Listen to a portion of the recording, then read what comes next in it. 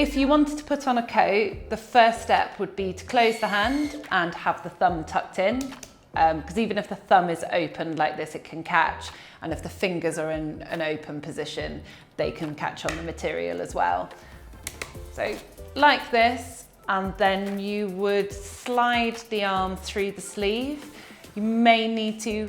have a little bit of work with getting the hand through, but generally that's fine. And then to do the coat up, I find the best grip mode is fist grip, holding the bottom of the coat and then doing up the zip as you usually would. If the hero arm doesn't fit through the sleeve of the coat or jacket that you're trying to put on, pop the coat on as you usually would, push your residual through and then pop your hero arm on the end and then follow the same steps to be able to do the zip up.